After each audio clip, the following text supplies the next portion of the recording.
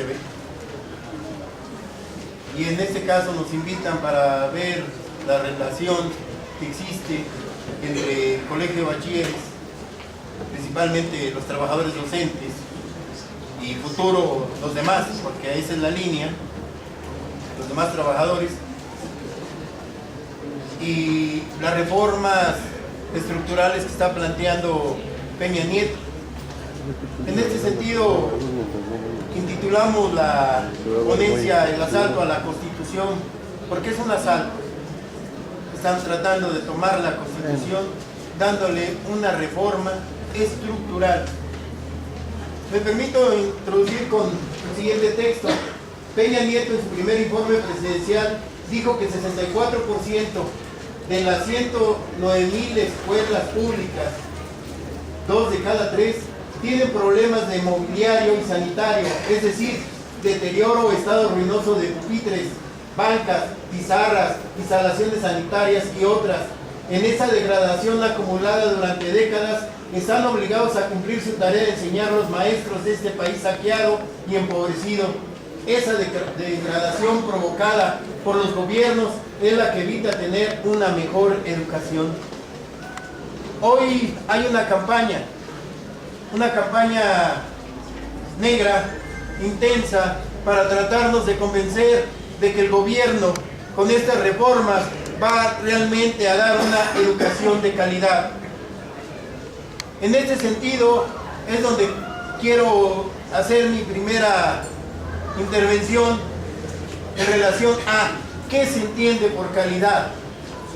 Señores, la educación que nos dan, la educación que está, ya es de calidad. Ya es de calidad. Solo hay que preguntarse qué tipo de calidad es. ¿Qué tipo de calidad? Hay calidad de exportación. Cuando vemos fruta que se va a Estados Unidos, pescado, mariscos, y hay otra que es calidad para el mercado nacional, es decir, son de esas, ¿cómo diríamos?, de segunda y de tercera calidad. En ese sentido también en la educación ya existe la calidad. Hay escuelas que están muy bien dotadas, hay escuelas que tienen perfectamente ubicada su plantilla laboral y hay otras que no lo tienen. Escuelas como las que hemos visto ahora, tanto de Oaxaca, de Guerrero, de Chiapas, de Michoacán, etcétera, que están en un completo abandono, también son de calidad, pero ¿qué tipo de calidad? Tercera, quinta, y no por los maestros, sino porque las instalaciones exactamente no permiten en un momento dado, decir que en esas escuelas se puede llevar una educación de calidad, como si tuviéramos el internet, como si tuviéramos instalaciones adecuadas, proyectores, etcétera, etcétera. Hay que reconocerlo. Los laboratorios que tenemos en las escuelas, por ejemplo, para no decir los talleres, para no decir el internet, es pésimo. Son pésimos. No tienen la calidad como para que los muchachos desarrollen cierto tipo de experimentos, cierto tipo de prácticas escolares. Cuando hablamos de calidad hay que entenderlo. Cuando ellos nos van a decir, es que ahora sí la educación va a ser de calidad, cuando nosotros entendemos qué es calidad o qué tipo de calidad. Cuando estamos señalando esto, nosotros queremos mencionar lo siguiente. Bien dice, o decía don Albert Einstein, que fue premio Nobel de física, que el ubicar el problema y hacer la pregunta correcta lleva en sí la mitad, el 50% de la respuesta. Si no hacemos, si no interrogamos, si no nos preguntamos de manera adecuada, vamos a seguir divagando. Por eso nosotros debemos de señalar, cuando ellos hablan de calidad, ¿qué tipo de calidad? Cuando ellos hablan de reformas estructurales, hay que ubicar qué se entiende por una reforma estructural. Una reforma estructural significa ir a la estructura. En una casa, los muros no son parte de la estructura. Las columnas sí son parte de la estructura. Es decir, hay zonas que podemos modificar nosotros de manera arbitraria y a la casa, a un edificio no le pasa nada, pero otras no podemos nosotros mover las columnas. Si las movemos se cae, pero si yo tumbo parte de este muro no pasa nada. Puedo poner una puerta o dejarlo abierto. Cuando ellos dicen reforma estructural, van sobre la estructura. ¿Pero qué tipo de estructura? Pues la estructura social de nuestro país. Cuando estamos hablando de esta estructura, tenemos que entender, primero, que la estructura que tiene nuestro país es la Constitución. Y la Constitución implica derecho. Muchas ocasiones nosotros hablamos de leyes y no sabemos ni siquiera definir, ni entendemos lo que es el concepto de derecho. El concepto de derecho, si nosotros queremos ubicarlo de manera adecuada, científica, podemos utilizarlo a partir de la dialéctica. Carlos Marx, desde el manifiesto del Partido Comunista, señaló que el derecho no era más que la voluntad de la clase dominante erigida en ley. Pero tomarlo así de manera mecánica, todo derecho entonces es la voluntad de la clase dominante, no. Es la voluntad de la clase dominante, pero como nos dice Alexandrov, un jurista soviético, la capacidad de organización y disposición de lucha de las masas, de las clases dominadas, puede imponer en determinadas condiciones ciertas reivindicaciones a las clases dominantes. En ese sentido, si nosotros analizamos el proceso del derecho en México, el proceso histórico del derecho, nosotros vamos a encontrar cosas muy interesantes. Cuando llegan los españoles aquí a México, estaban los pueblos originarios, los mexicas, los mayas, etcétera. Los conquistan e imponen su derecho. ¿Cuál es el derecho que está vigente durante la colonia? El derecho que impone la clase dominante, y la clase dominante en ese momento eran los españoles. Durante toda la colonia, 300 años, tuvimos un derecho que nada más beneficiaba a una ridícula minoría de la población, a los españoles, incluso perjudicando a los hijos de los españoles que habían nacido aquí en México, los llamados criollos o a los mestizos, para no decir a los indios, a los negros, etcétera, ¿no? Esto es durante la colonia, pero viene la independencia. ¿Y qué pasa con la independencia? Ya se pone un derecho que no sea al gusto de la clase dominante. La clase dominante en ese momento son los criollos y los mestizos ricos, los grandes hacendados, los que tienen el poder, y son ellos los que modifican el derecho español e imponen un derecho mexicano, pero a su beneficio. A las masas lo único que le dan durante la independencia es abolir la esclavitud. Es lo máximo que pueden hacer. No conceden más. Posteriormente viene el desarrollo en nuestro país. ¿Y qué vamos a encontrar? Con Benito Juárez y después Porfirio Díaz, la clase dominante impone a sangre y fuego su derecho, en donde obreros, campesinos son excluidos de la protección de ese derecho. Por eso el levantamiento armado en 1917, ese levantamiento armado que nos llevó a 1 millón de muertos en este país. Y con ese 1 millón de muertos viene la firma de lo que se ha denominado desde un punto de vista jurídico un nuevo pacto social. Un nuevo pacto social consistente en una nueva constitución. Una nueva constitución que reconoce los derechos básicos de la clase trabajadora de la ciudad y del campo. Por eso encontramos tres artículos que para nosotros son básicos. El 27, que reivindicaba la propiedad originaria de las tierras a los núcleos de población originarios y el reparto de tierras hacia los ejidos, la formación de núcleos ejidales. El artículo 3, tan famoso y en donde estamos involucrados nosotros, que es el referente a la educación, y el 123, denominado del trabajo y de la previsión social. Es decir, después de toda una lucha, la clase dominante, ¿quién triunfa en la revolución? ¿El proletariado, los campesinos o la burguesía?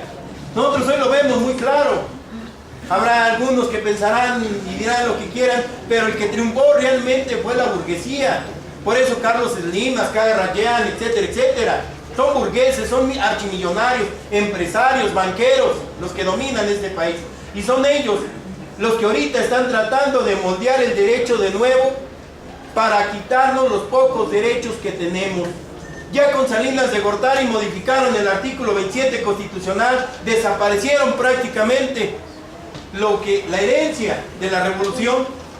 Si uno de ustedes se atreve a comparar la redacción del artículo 27 de 1917 con la actual, señores, prácticamente no tiene nada que ver.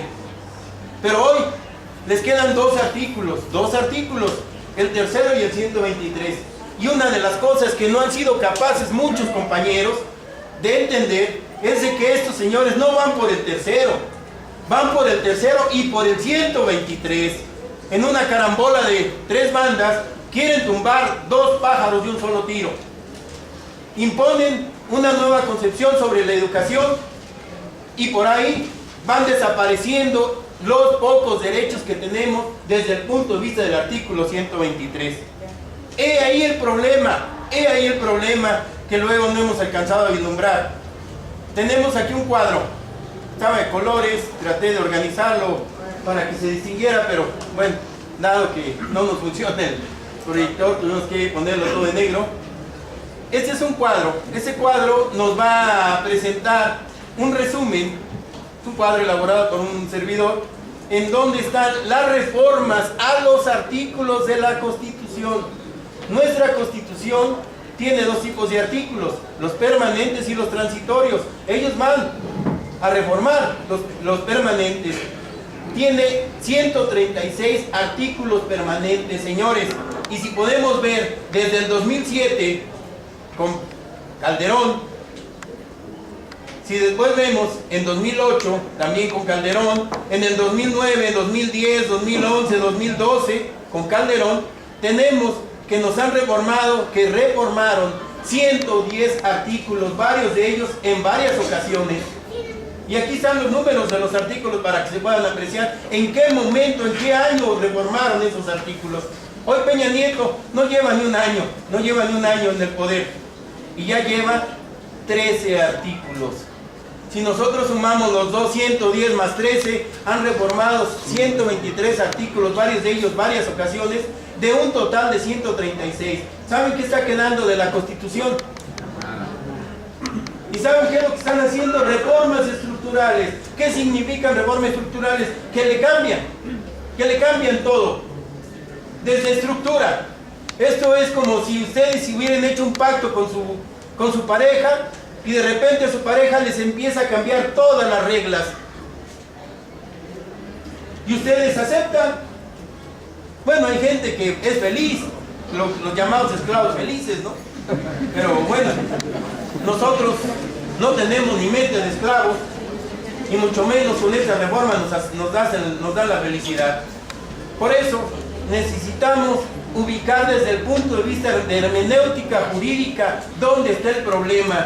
Y en este sentido, nosotros, ojalá tengamos la oportunidad después, a través del secretario general, entender y hacerles llegar, esto es una investigación. Servidor, soy profesor catedrático en la Escuela Normal Superior de México, ahí donde se educó la gente. Yo fui de esos pocos locos que estuvimos ahí en Tuxtla Gutiérrez en 1979 y después nos trajimos a la gente aquí a la Ciudad de México, y ahí en las aulas de mi escuela, en la Normal Superior, ahí se educaron los cuadros políticos de la gente. Después por eso nos dieron en la torre y nos quitaron el edificio de Fresno 15 y nos mandaron al Rosario.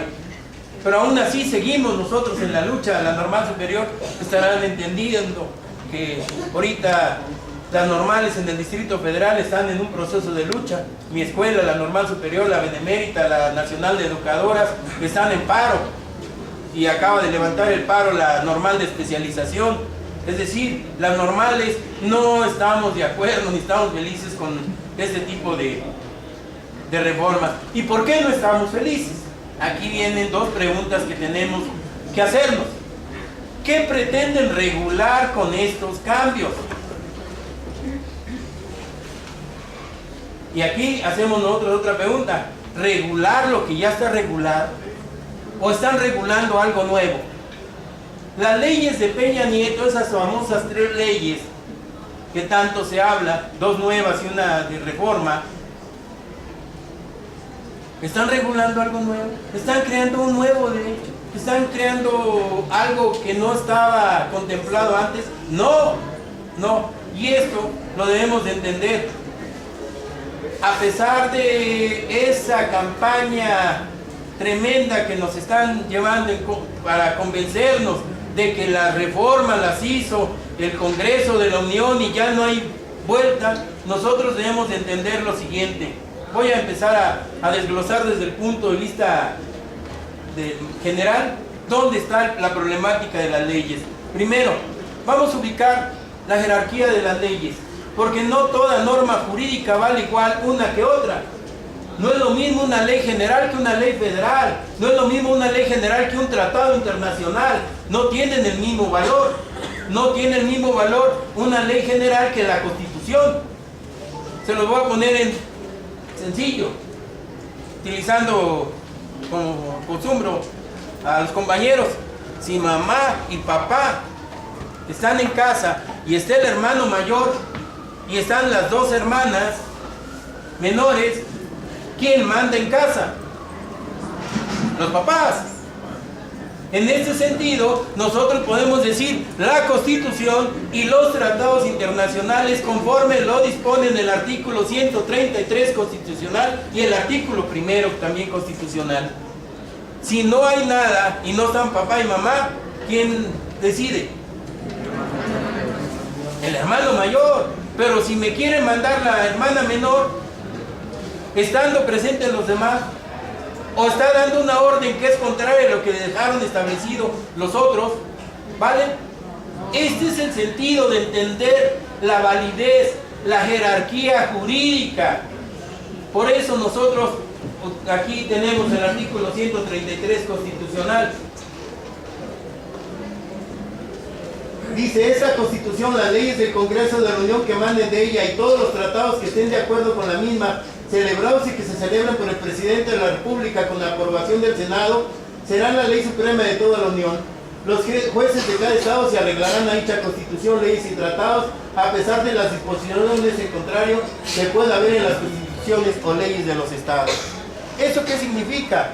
Que el artículo 133, de acuerdo a la jerarquía anterior, estaban primero la Constitución, después las leyes del Congreso de la Unión y después los tratados internacionales. Solo que una de las tantas reformas se aplicó al artículo 1, y aquí lo tenemos, al artículo 1 constitucional, que me dice, en los Estados Unidos mexicanos, todas las personas gozarán de los derechos humanos reconocidos en esa Constitución y en los tratados internacionales. ¿Qué está haciendo? Convirtiéndome a los tratados internacionales que estaban en tercer lugar, me los pasa al segundo, y a las leyes del Congreso me las pasa al tercer lugar. Esa es la primera característica que nosotros tenemos que entender. ¿Por qué se atreven a hacer esta reforma, señores? La burguesía se ha dado cuenta de una manera muy clara y tajante que tiene controlada a las organizaciones de masas. Con el PRI, a la clase trabajadora nos controlaban con el charrismo sindical. Los charros podían hacer y deshacer siempre y cuando tuvieran controlada a sus bases. ¿Qué significa esto? Charrismo sindical en el viejo PRI. El PRI se va, llega al poder el PAN, y el PAN cambia la forma de control de los sindicatos. Una de las cosas que en muchas ocasiones no hemos entendido nosotros, no hemos sido capaces de ir más allá del rollo contestatario. Con Vicente Fox y Calderón se fueron incorporando a los dirigentes sindicales de los grandes centrales, de los grandes sindicatos, a los órganos directivos de diferentes organismos. Por ejemplo, en Pemex incorporaron a 4 de los charros del sindicato de Pemex a la estructura de gobierno de Pemex. En el IMSS hicieron lo mismo, en ferrocarriles hicieron lo mismo. Con la reforma a la ley del ISSSTE, en el fondo de pensiones metieron ahí a dirigentes sindicales lo mismo que hicieron con el fondo de vivienda, el del Fobiste. Se nombran las juntas de gobierno y la mitad de las integrantes de la junta de gobierno, 7 en cada caso, 7 y 8 en cada uno de ellos, son dirigentes sindicales. ¿Qué dirigentes sindicales, por ejemplo? Romero de Champs está en la junta directiva de Pemex. El charro mayor del sindicato del Seguro Social está en la junta de gobierno del Seguro Social. Los dirigentes de las APAUNAM, porque habían propuesto al del STUNAM, pero no pudo controlar a su base y fue sustituido por la dirigente de las APAUNAM, está en la junta de gobierno del pensionista. ¿En dónde están el dirigente del sindicato de salud? El del Sindicato Único de Trabajadores del Gobierno del Distrito Federal, tan democrático que dicen que hoy es porque el PRD gobierna en la Ciudad de México.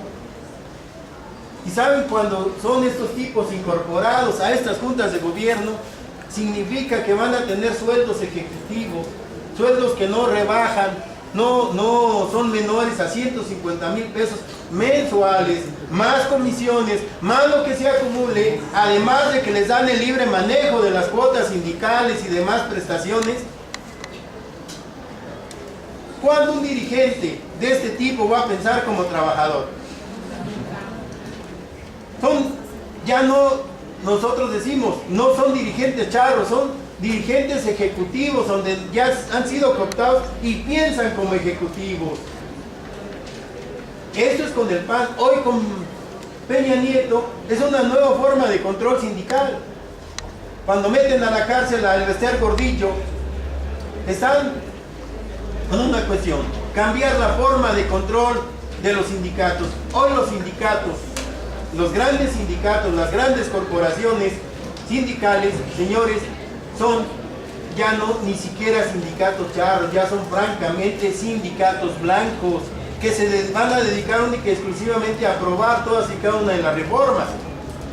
Por eso en el CENTE vemos al Charro Díaz decir a todo que sí. ¿Por qué un dirigente sindical está de acuerdo en que en la reforma educativa, mientras cientos de miles de maestros, es una reflexión que nunca han hecho, cientos de miles sumen Oaxaca, sumen Michoacán, sumen Chiapas, sumen Guerrero, sumen Zacatecas, sumen muchos estados, 26 estados de la República, señores? Vamos a entender que son miles, cientos de miles de maestros que se oponen a esa directiva charra del CENTE.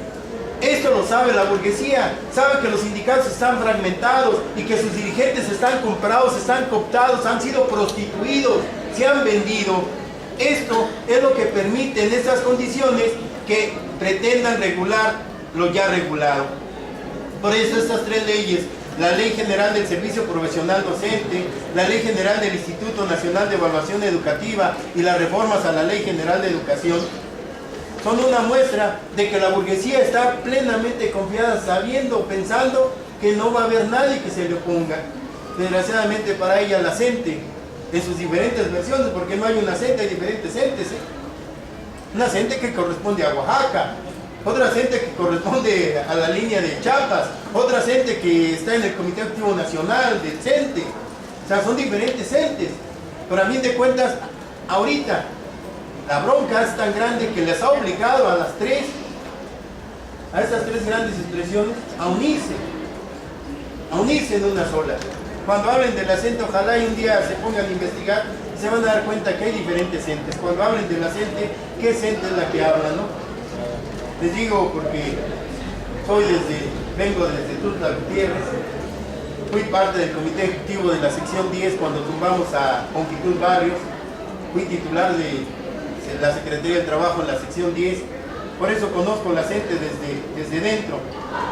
Quiero señalar lo siguiente, algo que a mí me llama mucho la atención. He escuchado, he visto diferentes videos, conferencias sobre la cuestión de la problemática y hablan de mucho, pero se olvidan de lo principal. ¿Dónde está realmente el núcleo del problema? El núcleo jurídico de esta problemática. Aquí lo tenemos en frente, lo vamos a tratar de leer. Tomar lo que esté en rojo. Y lo rojo no se ve. Déjenme cambiarlos de color.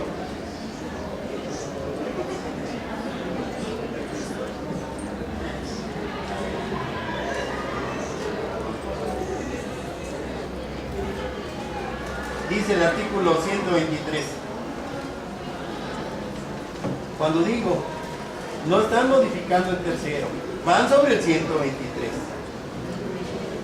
Dice, toda persona tiene derecho al trabajo digno y socialmente útil. Al efecto se promoverá la creación de empleos.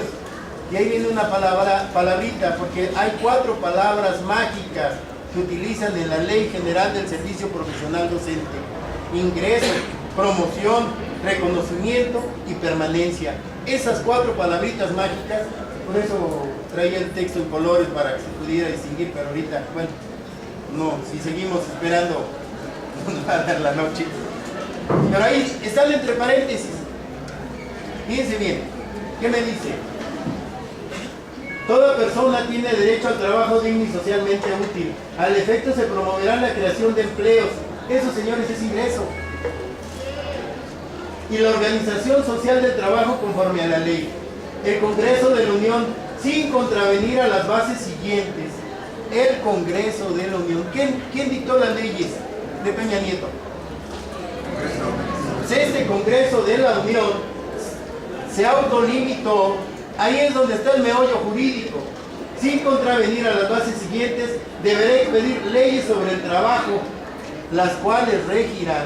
Es decir, cometieron un error en sus prisas. Olvidaron el 123 y olvidaron que el 123 obliga al Congreso a que si va a emitir leyes que hablen de esto que viene a continuación, deben ser leyes del trabajo.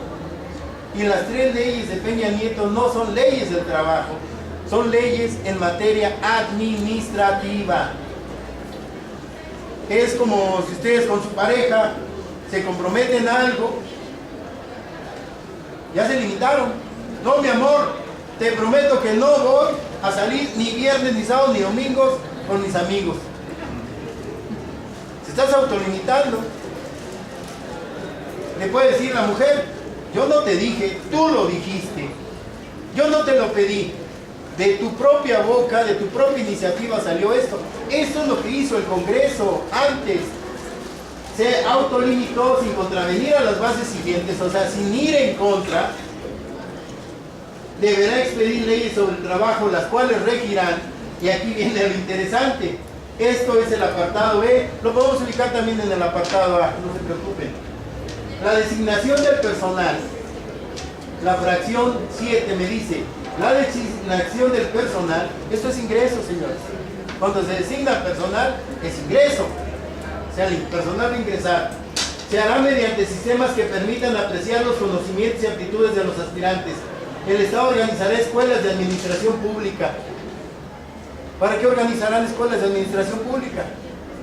Para educar, para dar mayor calidad al trabajo. Y eso, señores, es promoción. Las 4 palabritas mágicas. El artículo 123, apartado en su fracción octava, me dice: los trabajadores gozarán de derechos de escalafón. Señores, el escalafón no es una promoción, no se están promoviendo, y es un reconocimiento a fin de que los ascensos, promoción, se otorguen en función de los conocimientos, aptitudes y antigüedad. Señores, se están reconociendo. Si al compañero le promueven a una plaza superior porque tiene estudio, porque realizó X actividad, es un reconocimiento. Esto, decíamos, en igualdad de condiciones tendrá prioridad quien represente la única fuente de ingresos en su familia. La fracción 11, ¿qué me dice? Los trabajadores solo podrán ser suspendidos o cesados. Señores, es cuando se habla de la permanencia, o sea, de los ceses. La permanencia es: me quedo o me voy. Y en ese sentido, la fracción 9 me dice: los trabajadores solo podrán ser suspendidos o cesados, permanencia, por causa justificada en los términos que fije la ley. ¿Y qué tipo de ley? La laboral. Esto, en caso de separación injustificada, permanencia, señores, si me van a separar de manera injustificada, están cuestionando mi permanencia en el empleo, tendrá derecho a optar por la reinstalación de su trabajo o por la indemnización correspondiente previo procedimiento legal en los casos de supresión de plazas. Si suprimen una plaza, suprimen mi plaza, está en cuestión mi permanencia, ¿no? Mi permanencia. Los trabajadores afectados tendrán derecho a que se les otorgue otro equivalente a la suprimida o a la indemnización de ley. Los conflictos individuales, colectivos e intersindicales serán sometidos a un Tribunal Federal de Conciliación de Arbitraje integrado según lo prevenido en la ley reglamentaria. En este caso, para ustedes, el apartado B no es el Tribunal Federal, que son la Junta Federal. La Junta Federal. Esto es lo que, ahí es donde está el problema. Leemos en la jornada, leemos en los resolutivos de algunos compañeros que ya han promovido los amparos por parte de una de las entes que le rechazaron la suspensión y se la rechazan porque dice el juez que lo que está haciendo el gobierno es promover una educación de calidad. Esto es lo que dicen, cuando en realidad a lo que ellos nos van a tratar de llevar, y aquí le hago una invitación a los abogados y a la gente que conoce, reflexionemos. El problema en donde nos van a querer ubicar, nos va a querer llevar la corte, porque eso tenemos que plantearlo. Esto lo hacíamos cuando eran los amparos contra la ley del ISSSTE, contra las modificaciones. ¿Hacia dónde nos van a querer llevar? Nos van a querer llevar a que hay una ley, ellos van a aceptar de que hay una ley laboral y hay una ley administrativa. Esta ley laboral regula aspectos, esta ley administrativa regula aspectos, y si las dos regulan aspectos, pues que cada quien regule lo que tiene que regular, y entonces que se aplique la que se tenga que aplicar. Hacia ahí es donde nos lleva, cuando lo que tenemos que ver es que esta legislación no tiene razón de ser. ¿Por qué? Porque el Congreso se autolimitó. ¿No será eso, abogado? En el 123, en el segundo párrafo, el Congreso se autolimitó. ¿Qué dijo? En el ejemplo que poníamos, no, mi amor, yo viernes, sábados y domingos no salgo. Bueno, ahora me la quieres cambiar en que, bueno, eso lo dije, pero también hoy lo digo otra cosa, entonces lo que debe valer tal vez sea lo más nuevo. No, aquí, mientras no cambien este segundo párrafo, mientras no me lo modifiquen, el Congreso está autolimitado y no pueden existir dos derechos, o al menos los dos no pueden ser válidos. Por eso decíamos, es necesario ubicar cuál es la validez y el ámbito jurídico de validez de las diferentes leyes y del derecho nuevo que nos quieren aplicar. Si estamos claros, hay dos derechos.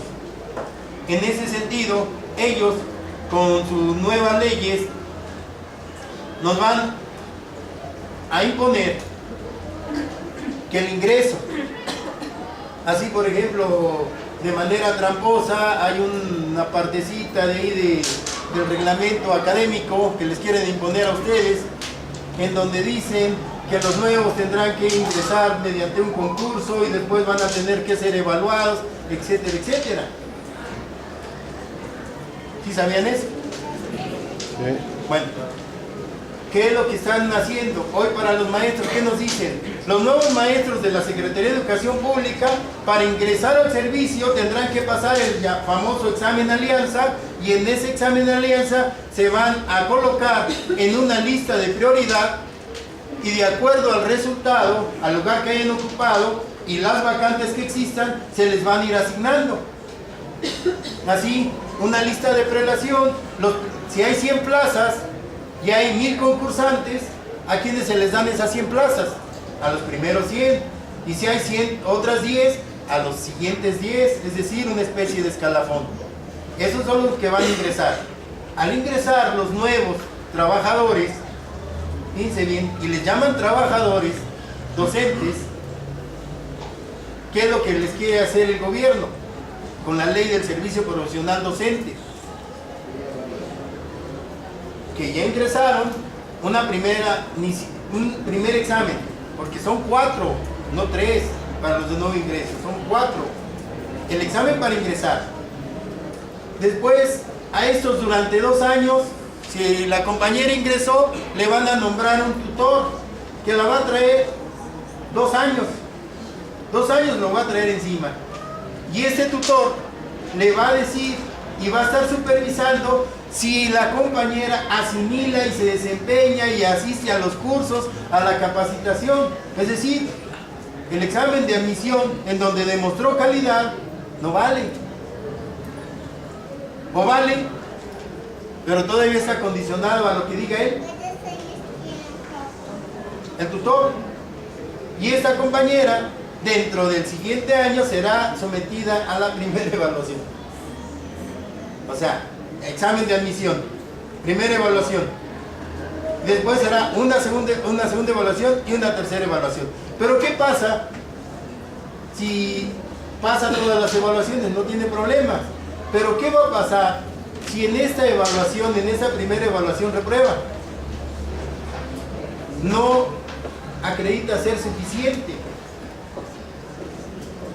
La van a mandar a cursos y al mandarla a cursos, ¿sí?, le van a aplicar en el término máximo de un año, no en un año, en el término máximo de un año, puede ser una semana después, puede ser un mes después, o puede ser un año después. En el término máximo de un año le aplican una segunda evaluación y si no pasa,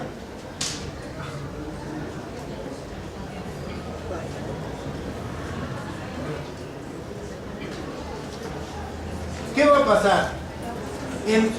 Si entran, viene la primera evaluación, pasaron o reprobaron y después la acreditaron. Señores, ¿cuántos exámenes pueden ser sometidos? Uno, pueden ser 2 aquí, 2 acá y 2 acá. ¿Cuántos son? Hasta 7. Y durante los 2 primeros años de labores van a estar sometidos al tutor.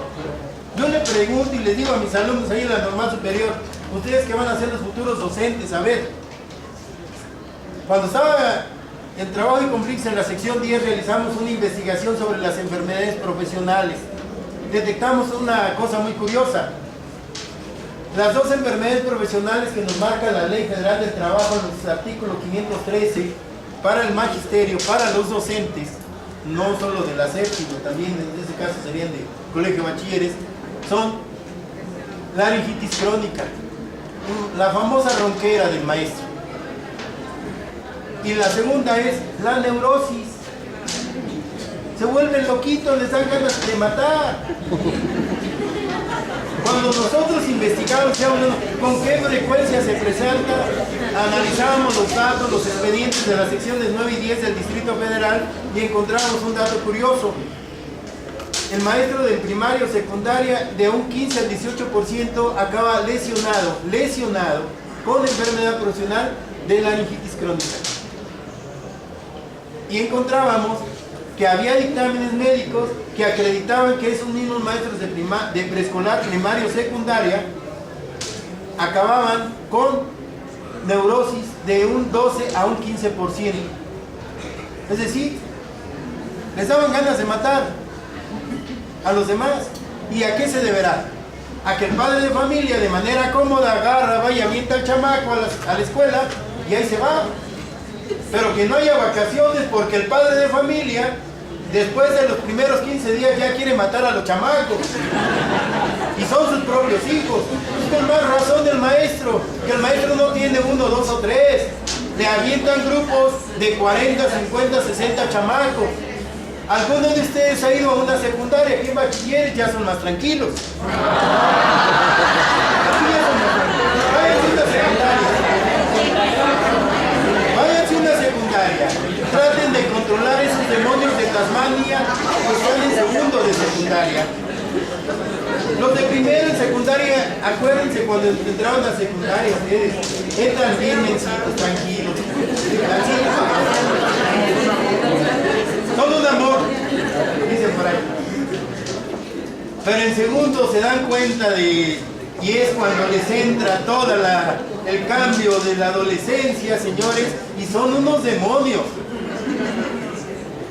Y el tercero, el maestro ya sabe cuál es el mecanismo de control. Calladita, porque si no, no sale de la secundaria. Y a fuerzas se van calmando. Pero dominen imagínense que a un maestro le den 4 grupos de segundo año. Va a acabar, sí. Cuando nosotros analizamos ese tipo de enfermedades profesionales, decíamos, es porque los docentes trabajaban, las maestras 28 años o 30 los maestros, los varones. Hoy con las reformas a la ley del ISSSTE no van a trabajar 28 o 30, van a trabajar 35 o 37, 7 años más. ¿Y saben lo que eso significa? Que la posibilidad de contraer alguna de estas enfermedades profesionales se va a potenciar. Pero si a esto le agregan la presión, el estrés de ese tutor que va a estar encima, jode, de los cursos que tiene que tomar, de las evaluaciones, de esos hasta posibles 7 exámenes, ¿saben en qué van a acabar? Si ustedes un día se atreven a ir a una secundaria, van a poder observar lo siguiente. Hay maestros que van desarrollando la neurosis, pero una neurosis nosotros decimos activa, pero hay otros que van desarrollando una neurosis pasiva, y eso lo pueden ver también aquí. Hay maestros que les dicen, un ejemplo, les dice el alumno, Juanito, le dice, maestro, Panchito está matando a Daniel. Y el maestro agarra, pasiflorino, voltea y ve a Panchito y le dice, Panchito, ya dejen pasar a tu compañero. Y regresa a lo suyo. ¿Saben qué es lo que está haciendo? Es un mecanismo de protección psicológico para no caer hacia. Con esta evaluación, esas enfermedades profesionales. Ahora, yo les pregunto, ¿qué pasa con los que no, los egresados de la normal o de la UPN o del CAMP, que son las instituciones donde se preparan los docentes, no pasen los exámenes de ingreso? O no haya plazas, como ahorita, muchos de mis alumnos egresados pasaron del examen, pero todavía no tienen plaza porque no hay plazas. Bueno, no sabemos por qué no hay plazas. O sí entendemos por qué no hay plazas. ¿A dónde van a trabajar? Si no trabajan en una secundaria pública, en una primaria pública, en un jardín, se van a la iniciativa privada. ¿Y saben cuánto pagan en la iniciativa privada? Un ejemplo nada más para que se ubiquen. Un maestro de secundaria de nuevo ingreso, si ingresara con las 19 horas con las que debe de ingresar al servicio, tiene un aproximado de unos 120 pesos por hora clase. Por hora clase efectiva le andan pagando de 82 pesos. O sea, por hora clase frente a grupo. Pero si le sumamos las prestaciones, aguinaldo, vacaciones, esto rebasa los 100 pesos. Esa es una escuela pública. Pero dejémoslo los 82 pelones, sin prestaciones. ¿Saben cómo las pagan? En las escuelas privadas. Les voy a poner la secundaria esa de TV Azteca que tanta mierda echa a los maestros. La secundaria de TV Azteca, ¿a cuánto pagan la hora frente a grupo? 50 pesos.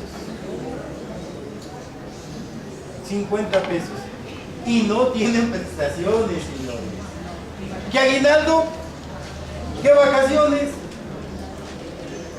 ¿Qué seguridad social?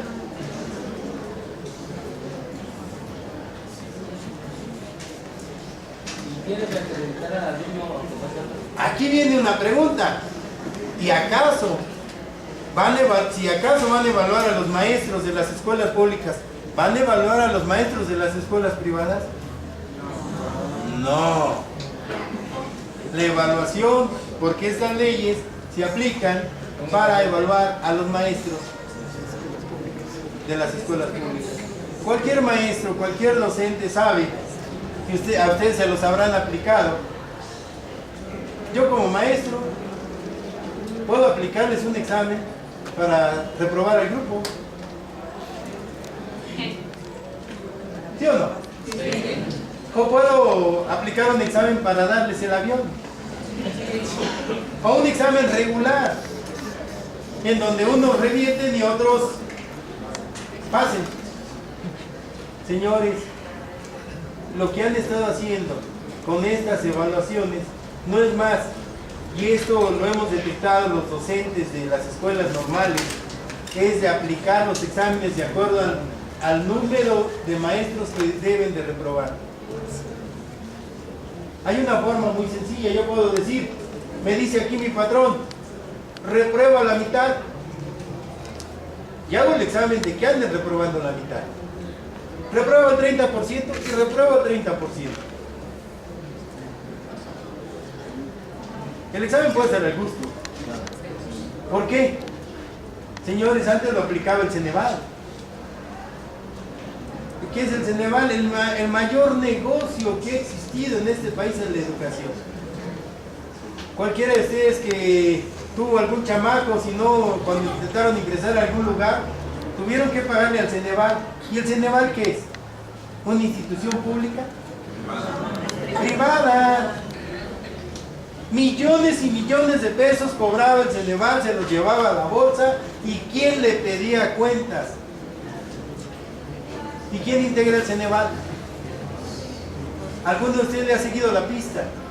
Desde que Gago Huguet, cuando era subsecretario de la SEP, en tiempos del priismo, se empezó a organizarlo esto, poniéndose de acuerdo con los secretarios de educación de los estados o los organismos descentralizados, para que si tú traes 10,000 alumnos para hacer el examen, pues tú traes 5,000, pues a ti te toca. Señores, ¿dónde están las finanzas de esos ingresos millonarios anuales que tenía el Ceneval? ¿Hacia dónde nos van a llevar a los maestros? ¿Hacia dónde? Cuando nosotros hablamos de la ubicación jerárquica de las leyes, nosotros entendemos algo muy sencillo. Decíamos hace rato, en la Constitución, de acuerdo al artículo 133 constitucional y primero constitucional, es en primer rango jurídico la Constitución, después los tratados internacionales y después las leyes del Congreso de la Unión. En este sentido, cuando estamos hablando de tratados internacionales, encontramos algo muy curioso. En cuanto nos dicen, es que ahora sí se va a capacitar a que los maestros para que mejoren la calidad. ¿Acaso antes no había reglamentos para capacitar a los maestros? Sí los había, los hay. Y aquí se tiene que entender, aquí menciono un convenio, el 142, relativo a la orientación profesional y la formación profesional y el desarrollo de los recursos humanos. Un convenio internacional firmado por nuestro país, firmado por el presidente de la República, ratificado por el Senado, con lo que adquiere la característica de un tratado internacional. Y como tratado internacional es una ley por arriba de las leyes del Congreso de la Unión. ¿Y a qué obliga este artículo, este convenio 140 de la OIT o este otro convenio, el 140? No se ve porque está en rojo. Bueno, ahí dice el convenio 140 relativo a la licencia pagada de estudios. ¿A qué obliga ese convenio 140? Primero, el Estado patrón, la Secretaría de Educación Pública, los organismos descentralizados como colegio y bachilleres, tienen la obligación de presentar un plan anual para capacitar a todo el personal. Y si en un momento dado no ofrecen los cursos que necesitan, los trabajadores pueden optar por tomar cursos en otros lados, y en ese sentido, tomando los cursos adentro del colegio de bachilleres o en la SEP o fuera, en otra universidad, la licencia pagada de estudios significa que si yo voy a utilizar 4 horas para estudiar una maestría, 2 de las horas las